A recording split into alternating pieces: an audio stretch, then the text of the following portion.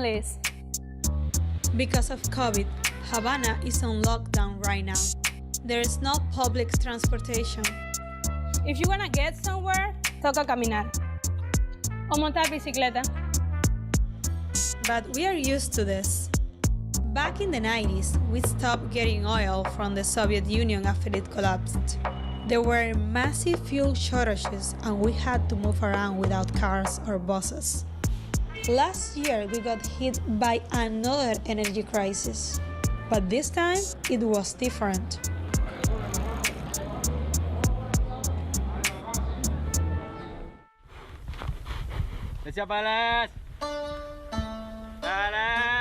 Vista Hermosa is an organic farm on the outskirts of Havana.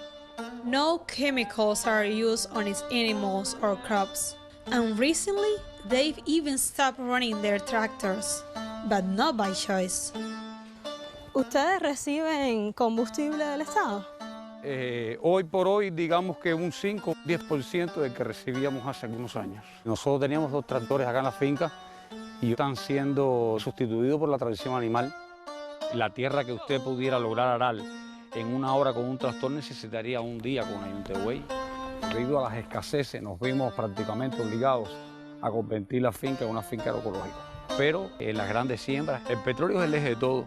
Esto va a traer consecuencias graves para la producción de alimentos para el pueblo.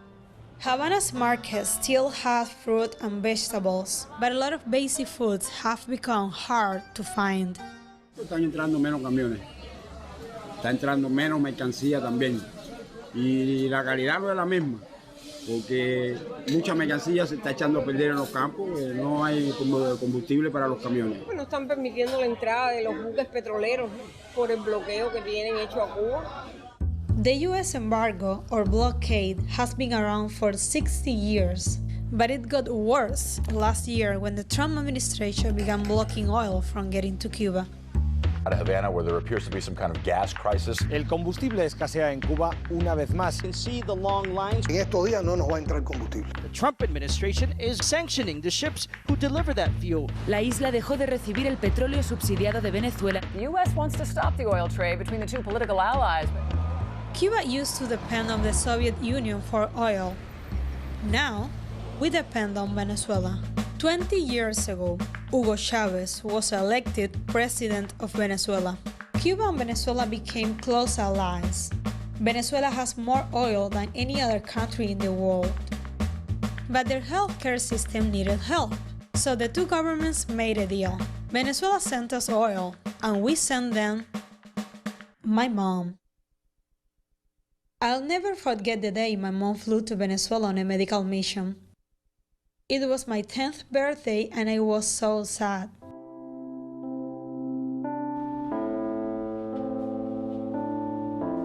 I couldn't understand why she left.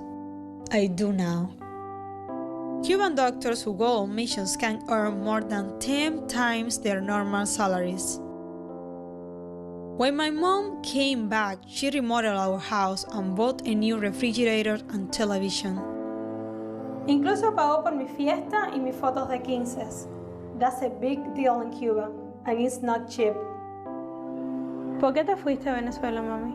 Me hice médico, cuyo objetivo fundamental precisamente era brindar ayuda a las personas que lo necesitan, y era muy difícil decir que no. Y también porque no te lo voy a negar, motivada también por el aspecto económico. Era la primera vez que nos separábamos y realmente fue muy difícil para tu madre, prácticamente con el alma rota, dejando una niña de apenas 10 años.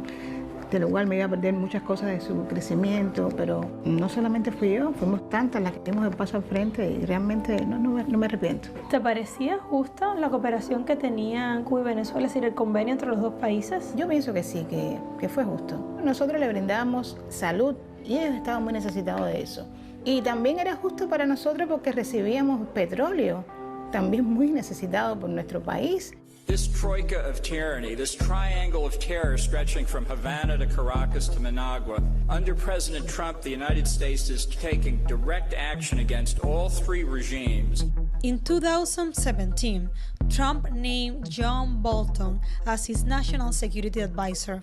Bolton is a neoconservative known for pushing for U.S. military intervention around the world. So you've called for regime change in Iraq, Libya, Iran, and Syria. The decision to overthrow Saddam Hussein was the correct decision. To secure a route to preventing Iran from getting nuclear weapons is to change the regime in Tehran. The way to end the North Korean nuclear threat is to end North Korea. Under Trump, Bolton began working to overthrow the Venezuelan government. Until recently, Venezuela exported more oil to the United States than anywhere else. Why topple a government you are dealing with? In 2005, Hugo Chavez began providing cheap oil to countries throughout the Caribbean. Venezuela's oil diplomacy offered a way for countries to be less dependent on the United States, and it helped Cuba reduce the impact of the blockade. But this South-South cooperation threatened U.S. hegemony.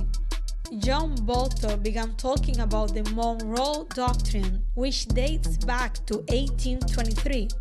The Monroe Doctrine is alive and well. The Monroe Doctrine basically says the Western Hemisphere belongs to the United States. It's been used to justify U.S. invasions in Latin America for more than a century. Send the troops! We seek a peaceful transition of power, but all options are open. Nothing could be better for the future of Venezuela, and nothing could be better for the future of another captive nation, Cuba. Thank you, Mr. President.